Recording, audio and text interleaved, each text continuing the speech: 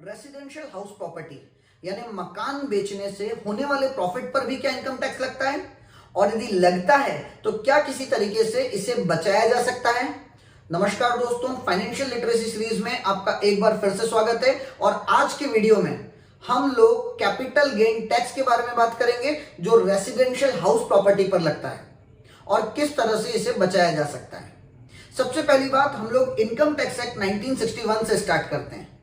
इस एक्ट के अकॉर्डिंग यदि आपने किसी भी तरह की कोई भी कैपिटल असेट किसी भी फाइनेंशियल ईयर में ट्रांसफर की है और उस कैपिटल असेट को ट्रांसफर करने से आपको किसी भी तरह का कोई प्रॉफिट होता है, तो इस एक्ट के प्रोविजंस के अकॉर्डिंग ही कैलकुलेट करेंगे हम लोग। यदि आपको प्रॉफिट होता है तो उस प्रॉफिट को कैपिटल गेन बोला जाता है और इस कैपिटल गेन पर आपको कैपिटल गेन टैक्स यानी इनकम टैक्स का पेमेंट करना पड़ता है। इसका मतलब रेसिडेंशियल हाउस प्रॉपर्टी या हाउस प्रॉपर्टी जिसके बारे में हम लोग बात कर रहे हैं, यह भी एक कैपिटल असेट है। यदि आप इस कैपिटल असेट को during the previous year transfer करेंगे तो इसके ऊपर भी आपको इनकम टैक्स का पेमेंट करना पड़ेगा यदि आपको प्रॉफिट हुआ है। देखिए दोस्तों, पहली बात तो ये ध्यान रखिए, जो भी प्रॉफिट आपको हुआ है उस प्रॉफिट को यहां पर कैपिटल गेन बोला जाएगा। इनकम टैक्स के हिसाब से दो तरह के कैपिटल गेन होते हैं। यदि आपने किसी भी प्रॉपर्टी, देखिए हम लोग यहां पर रेसिडेंशियल हाउस प्रॉपर्टी की बात कर रहे हैं तो मैं रेसिडेंशियल हाउस प्रॉपर्टी की ही बात करूंगा, कैपिटल असेट दूसरी कैपिटल असेट की हम लोग बात नहीं करेंगे। तो यदि आपने किसी भी रेसिडेंशियल हाउस प्रॉपर्टी को कम से कम 24 मंथ्स 24 महीने होल्ड करने के बाद सेल किया है और उससे कुछ प्रॉफिट हुआ है तो उसे लॉन्ग टर्म कैपिटल गेन बोला जाएगा। यदि आपने किसी भी रेसिडेंशियल हाउस प्रॉपर्टी को 24 महीने तक होल्ड नहीं किया है, उससे पहले ही उसको सेल कर दिया है और उससे कुछ प्रॉफिट हुआ है तो उसे शॉर्ट टर्म कैपिटल गेन बोला जाएगा।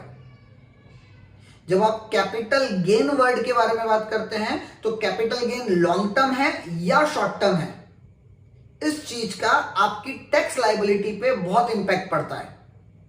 देखिए, इनकम टैक्स एक्ट 1961 ने एक सेक्शन नंबर 54 हमें दिया है, 54 नंबर का एक सेक्शन दिया है। ये जो 54 नंबर का सेक्शन है ये बात करता है कि यदि आपने किसी भी रेसिडेंशियल हाउस प्रॉपर्टी को सेल किया है और उस रेसिडेंशियल हाउस प्रॉपर्टी से यदि आपको किसी भी तरह का लॉन्ग टर्म कैपिटल गेन हुआ है, लॉन्ग टर्म कैपिटल गेन हुआ है मतलब उस रेसिडेंशियल हाउस प्रॉपर्टी को कम से कम 24 मंथ्स 24 महीने होल्ड करने के बाद आपने सेल किया है और आपको लॉन्ग टर्म कैपिटल गेन हुआ है, तो उस लॉन्ग टर्म कैपिटल गेन को आप सेव कर सकते हैं यदि उस कैपिटल गेन के अमाउंट को फर्दर आप किसी और रेसिडेंशियल हाउस प्रॉपर्टी में इन्वेस्ट कर देते हैं विद इन स्पेसिफाइड टाइम।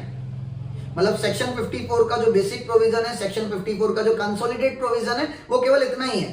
लेकिन इसको हम टुकड़ों में स्टेप बाय स्टेप यदि हम देखना चालू करें तो सबसे पहली बात, स्टेप 1, मैंने कोई रेसिडेंशियल हाउस प्रॉपर्टी बेची। इस रेसिडेंशियल हाउस प्रॉपर्टी को बेचने से मुझे टोटल 50 लाख रुपए का कैपिटल गेन हुआ। कैपिटल गेन मतलब प्रॉफिट हुआ है। ये जो प्रॉफिट हुआ है ये लॉन्ग टर्म प्रॉफिट है, लॉन्ग टर्म कैपिटल गेन है। कैसे डिटरमाइन करेंगे लॉन्ग टर्म है या नहीं है? यदि आपने रेसिडेंशियल हाउस प्रॉपर्टी 24 मंथ्स, कम से कम 24 मंथ्स होल्ड करने के बाद बेची है तो जो प्रॉफिट आपको हो रहा है वो लॉन्ग टर्म कैपिटल गेन कहलाएगा। और यदि आपने प्रॉपर्टी विद इन मतलब 24 मंथ्स खत्म होने से पहले ही सेल कर दी है तो उस केस में जो प्रॉफिट होगा शॉर्ट टर्म कैपिटल गेन कहलाएगा। सेक्शन 54 जो है वो आपको केवल लॉन्ग टर्म कैपिटल गेन का एग्जम्पशन देता है। तो यहां पर यदि आपने किसी भी तरह की कोई भी रेसिडेंशियल हाउस प्रॉपर्टी बेची, हम स्टेप 1 की बात कर रहे थे, मैंने एक रेसिडेंशियल हाउस प्रॉपर्टी बेची जिससे मुझे ₹50 लाख का कैपिटल गेन हुआ है जो कि लॉन्ग टर्म कैपिटल गेन है। मैंने इस 50 लाख के कैपिटल गेन को with in specified time, specified time word पे ध्यान दें आप, विद इन स्पेसिफाइड टाइम किसी दूसरी रेसिडेंशियल हाउस प्रॉपर्टी में इन्वेस्ट कर दिया। यानी मैंने कोई दूसरी रेसिडेंशियल हाउस प्रॉपर्टी परचेस कर ली। कितने की परचेस करी? 50 लाख की परचेस करी या 50 लाख से ज्यादा की परचेस करी, तो उस केस में जो 50 लाख का मेरा लॉन्ग टर्म कैपिटल गेन है वो पूरा एग्जम्प्ट हो जाएगा। उसके ऊपर मुझे 1 रुपए का भी इनकम टैक्स पे नहीं करना पड़ेगा। मतलब जितना कैपिटल गेन हुआ था आपका उतना अमाउंट की यदि आपने कोई दूसरी रेसिडेंशियल हाउस प्रॉपर्टी परचेस कर ली है या फिर उससे ज्यादा की कोई दूसरी रेसिडेंशियल हाउस प्रॉपर्टी परचेस कर ली है तो आपका जो कैपिटल गेन है वो एग्जम्प्ट हो जाएगा। देखिए, यदि आपको 50 लाख का कैपिटल गेन हुआ था और आपने जो दूसरी रेसिडेंशियल हाउस प्रॉपर्टी परचेस की है वो केवल 30 लाख की परचेस की है, तो 30 लाख का तो आपका एग्जम्पशन मिल जाएगा, लेकिन जो बचे हुए 20 लाख हैं, जो 20 लाख है उसके ऊपर आपको इनकम टैक्स पे करना पड़ेगा, उसके ऊपर आपको long term capital gain tax पे करना पड़ेगा। दूसरी बात रही, स्पेसिफाइड टाइम पीरियड में परचेस करना है तो ही आपको सेक्शन 54 का एग्जम्पशन मिलेगा। तो स्पेसिफाइड टाइम पीरियड क्या होता है? वो प्रॉपर्टी जिसको बेचने से मुझे कैपिटल गेन हो रहा है, उस प्रॉपर्टी को जिस दिन मैंने बेचा था उसके पिछले 1 साल के अंदर अंदर या फिर आगे आने वाले 2 साल के अंदर अंदर यदि मैंने नई रेसिडेंशियल हाउस प्रॉपर्टी परचेस कर ली है तो सेक्शन 54 का डिडक्शन मिल जाएगा। हम परचेस नहीं करना चाह रहे हैं, हम कंस्ट्रक्शन करना चाह रहे हैं, तो उस केस में जिस दिन आपने ट्रांसफर की थी वो प्रॉपर्टी, जिस दिन आपने बेची थी वो प्रॉपर्टी, यानी डेट ऑफ ट्रांसफर से विद इन 3 इयर्स यदि आपने नई हाउस प्रॉपर्टी कंस्ट्रक्ट कर ली है तो उस केस में आपको सेक्शन 54 का एग्जम्पशन मिल जाएगा। अदरवाइज आप सेक्शन 54 का एग्जम्पशन नहीं ले पाएंगे। मतलब ये जो पूरी बात मैंने बोली, इससे 3 बातें समझ में आई। सबसे पहली बात, आपने रेसिडेंशियल हाउस प्रॉपर्टी बेची है, रेसिडेंशियल हाउस प्रॉपर्टी से आपको कैपिटल गेन हुआ है जो लॉन्ग टर्म नेचर का है, और इस कैपिटल गेन को बचाने के लिए आपने दूसरी रेसिडेंशियल हाउस प्रॉपर्टी परचेस कर ली है, और जो दूसरी रेसिडेंशियल हाउस प्रॉपर्टी परचेस की है वो भी विद इन स्पेसिफाइड टाइम, यानी परचेस के केस में 1 साल पहले और 2 साल बाद तक परचेस की है, और कंस्ट्रक्शन के केस में आगे आने वाले 3 साल के अंदर अंदर आपने परचेस कर ली है, तो आपको सेक्शन 54 में कैपिटल गेन का एग्जम्पशन मिल जाएगा, कैपिटल गेन का डिडक्शन मिल जाएगा। देखिए, यदि आप प्रॉपर्टी कंस्ट्रक्ट करना चाहते हैं तो उस केस में पूरा अमाउंट जो कैपिटल गेन, यदि आपका 50 लाख का कैपिटल गेन हुआ है तो डे 1 के दिन तो पूरा का पूरा अमाउंट लगने नहीं वाला है आपका। तो उस केस में इनकम टैक्स एक्ट 1961 ये बोलता है कि जो भी अनयूटिलाइज्ड अमाउंट है उसे आप इनकम टैक्स रिटर्न फाइल करने की ड्यू डेट तक कैपिटल गेन स्कीम में एक अकाउंट ओपन करवा के वहां पर डिपॉजिट कर दीजिए। आपको असेट कंस्ट्रक्शन के पर्पज से जैसे जैसे वो अमाउंट लगता जाएगा वैसे वैसे वो अमाउंट आप विड्रॉ करते जाइए, और उसके हिसाब से आप सेक्शन 54 का कैपिटल गेन का एग्जम्पशन क्लेम कर सकते हैं। एक और क्वेश्चन अराइज होता है, सेक्शन 54 का बेनिफिट लेने के लिए मैंने कोई हाउस प्रॉपर्टी परचेस तो कर ली, लेकिन 1 महीने बाद 2 महीने बाद मैंने उसको वापस से सेल कर दिया। तो हमेशा ध्यान रखें, ये जो हाउस प्रॉपर्टी आपने सेक्शन 54 का बेनिफिट लेने के लिए परचेस की है, इस हाउस प्रॉपर्टी के लिए एक तरह से ट्रांसफर करने का लॉक इन पीरियड है 3 इयर्स।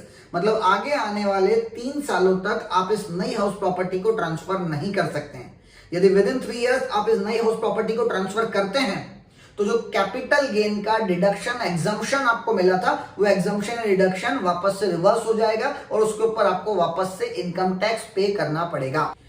किसी पर्सन ने रेसिडेंशियल हाउस प्रॉपर्टी बेची, लेकिन अब वो नई रेसिडेंशियल हाउस प्रॉपर्टी परचेस नहीं करना चाहता है, क्या वो अपना लॉन्ग टर्म कैपिटल गेन बचा सकता है? तो इनकम टैक्स में एक और सेक्शन है, सेक्शन 54EC। सेक्शन 54EC बोलता है कि यदि आपको किसी भी तरह का कोई भी लॉन्ग टर्म कैपिटल गेन हुआ है तो उस लॉन्ग टर्म कैपिटल गेन के अमाउंट को यदि आपने विद इन 6 मंथ 6 महीने के अंदर अंदर स्पेसिफाइड बॉन्ड्स में इन्वेस्ट कर दिया है तो उस केस में वो कैपिटल गेन भी आपके लिए एग्जम्प्ट हो जाएगा। मतलब सेक्शन 54EC कहता है कि यदि आपने rural electrification corporation of India के बॉन्ड्स में, national highway authority of India के बॉन्ड्स में या अदर नोटिफाइड बॉन्ड्स में आपके कैपिटल गेन के अमाउंट को इन्वेस्ट कर दिया और विद इन 6 मंथ इन्वेस्ट कर दिया है, तो उस केस में भी आपका जो कैपिटल गेन है वो एग्जम्प्ट हो जाएगा। मतलब यहां से यदि हम कंक्लूड करने बैठे हैं तो यदि आपने रेसिडेंशियल हाउस प्रॉपर्टी बेची है और उस रेसिडेंशियल हाउस प्रॉपर्टी से आपको लॉन्ग टर्म कैपिटल गेन हुआ है तो आपके पास 2 ऑप्शन है उस लॉन्ग टर्म कैपिटल गेन पे लगने वाले इनकम टैक्स को जीरो करने के। नंबर 1, सेक्शन 54 का बेनिफिट लीजिए, सेक्शन 54 के अकॉर्डिंग्स दूसरी हाउस प्रॉपर्टी परचेस कर लीजिए। नंबर 2, सेक्शन 54EC का बेनिफिट लीजिए और सेक्शन 54EC के अकॉर्डिंग्स रूरल इलेक्ट्रिफिकेशन कॉर्पोरेशन या अदर स्पेसिफाइड बॉन्ड्स में इन्वेस्ट कीजिए विद इन 6 मंथ और कैपिटल गेन इस तरह से आप आपका सेव कर सकते हैं। थैंक यू फ्रेंड्स, ये सारी बातें थी रेसिडेंशियल हाउस प्रॉपर्टी पे होने वाले लॉन्ग टर्म कैपिटल गेन को एग्जम्प्ट करवाने की, उसे बचाने की, उस पर लगने वाले इनकम टैक्स को बचाने की। इसी तरह के और फाइनेंस से रिलेटेड, इनकम टैक्स से रिलेटेड वीडियोस के लिए हमारे चैनल को लाइक और सब्सक्राइब करना ना भूलें। Thank you very much.